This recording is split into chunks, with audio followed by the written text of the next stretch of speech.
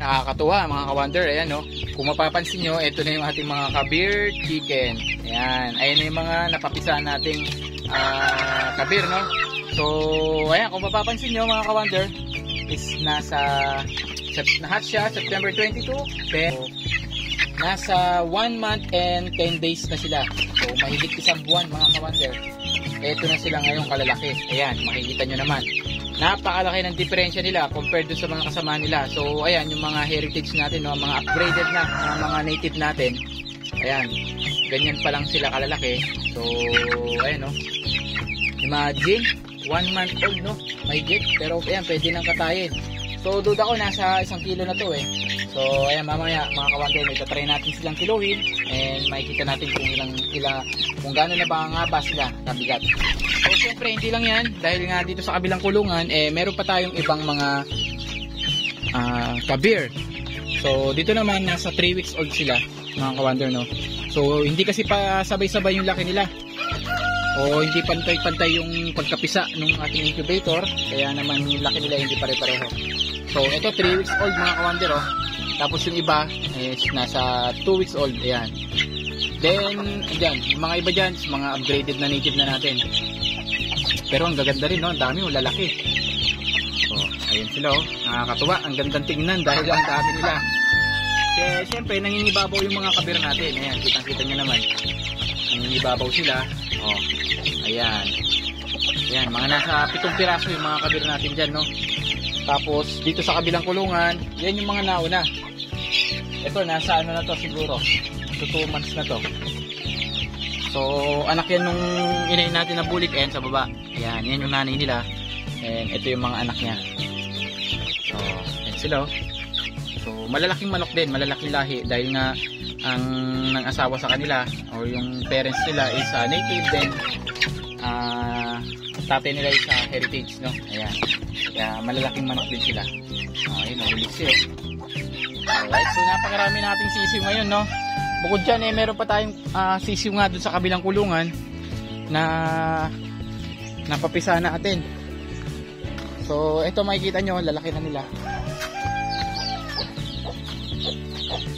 So, ito na sila. Ayan. Yan yung kanilang nanay. Then, syempre, merong mapapansin nyo yung nangingibabaw na dalawa doon. Isa anak din ng kabir natin yun, no? So, pinapisa natin sa kanya. So, ayan, sabay-sabay yan magsilakihan at makikita niya yung diferensya ng mga kabir. Ayan, no? So, halos kalahati niya na lang yung mga kasabay niya. So, ganyan po ako talaga, no? Kabilis lumaki yung mga kabir at ganyan sila kabigat.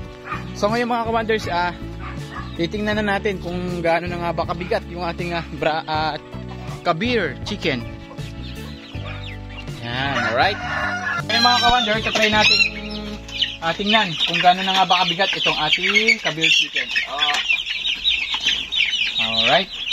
So, ito yung pinakamalaki sa kanila, no? So, syempre, ayan, lalaki yan. At, ayan, ang bigat. Siguro nasa 1 kilo na nga ito. 1 month and 10 days, no? Yan yung age niya. So, ayan. So, try natin. Alright. So, ayan mga ka-wonder, no? Mapapansin nyo yung kilo niya. Nasa 1 kilo na nga siya. So, ayan. Pwede nang katayin, actually, no? So, abilis niyan lumaki. Then, yung laman ng ano niya, ayan, yung kinain niya, halos pareho lang din yung kinain ng mga upgraded natin na native, no? Then, sila lang talaga nasa jeans talaga nila yung malalaking katawan. Ayun, parang broiler, no? Laki. Oh. Alright. How much pa pagka-umbidad to ng 3 buwan? No, mga ka-wonder. So, doon ako, mga nasa 3 kilo na pagka sa loob ng 3 buwan. Alright. So, ayan. Then, ngayon naman is, tatry naman natin yung upgraded natin na native, no? Kung, ayan. Papansin nyo, ito lang siya, oh. Maliliit na siya compare sa ating mga ito yung mga upgraded natin na native. Ayan, wala pang kalahating kilo. Alright, mapapansin nyo, ang laki ng diferensya nila, halos wala pang kalahating kilo. Ayan. Then, ito naman yung kapatid nung ating mga kabir. So, ayan, check naman natin kung Ilan yung kilo nila, no? Ito yung pinakamalit sa kanila. Ayan, halos umabot din ng 1 kilo mahigit, oh. Nasa 3/4 siya. Siya yung pinakamaliit, no? Ayan, nasa 3/4 siya. Right? So, ayan, kung mapapansin nyo, nag-upis na silang feather pecking. Ayan, tutukaan na sila ng balahibo. So, medyo masikip na kasi yung kulungan nila. Kaya nangyayari yan. Tapos ito yung ano natin, no? Yung nag-iisa na napisa dun sa Brahma natin, no? Yung itlog ng Brahma natin, no? Kung maalala nyo, yung namatay, no? Yung pinatay ng aso. So, ito lang yung natira sa kanila. Ayan, nalaki niya na rin, no? Nasa 1 buwan na rin siya. Alright, so, ayan, parang babae siya. Oh, kapal din ng balahibo niya sa paa, oh. Ganda. So, buff Brahma. Ayan, pero babae siya, no? Ayan. Ayan din yung parents nito. Gaganda pa naman. Alright, pero okay lang kasi may mga Brahma pa naman tayo natira doon. So, ayun na siya. Nasa 1 month na siya. Ayan, kay Darren yan yung mga kabir. Sabi sila napisa.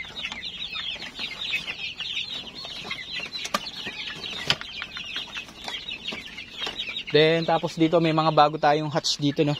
Ito nasa 3 days old, mga ka-wonder, no? Ayan. Ayan sila, oh. Ayan, mga Kabir and Rhode Island, no? Na vintage. Ayan, Rhode Island na vintage. Tsaka, meron na rin palang anak yung ating black hen na Brahma. Ayan, tsaka yung light na tatay nila. Ayun.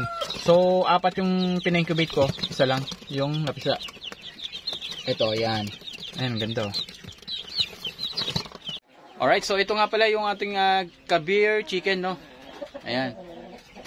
So, ito yung tatay ng mga sisiw natin doon na Kabir, no? So, kita nyo naman yung lapad ng likod nyo. Ayan, napakalaki niyan. Ito, pagka hindi ko dinayet, no? Aabot siya ng 6 kilos, mga ka-wonder, no? So, sobrang bigat. Kahit kawawa yung hen. Halos ayaw na magpasampa. Kasi nga, syempre, nabibigatan, no? Sa kilo niya.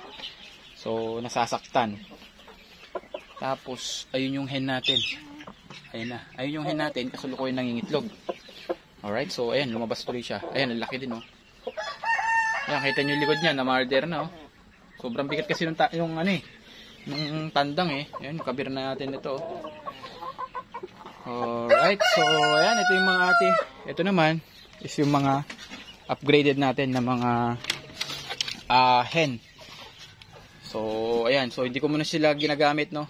So, mga dumalaga to, mga ka-wonder, no. Mga hindi pa talaga sila ng itlog ng ano, hindi pa sila talaga ng itlog. So, diyan na lang muna sila. Kasi after nung tumigil sa itlog kasi yung Kabir, eh, hindi pa tumitigil, eh. Tuloy-tuloy pa sa pangingitlog, eh. Eh, siya naman isasalang ko dito. So, yung Kabir yung magiging ano nila, prinsipe nila. Alright. So, ayan.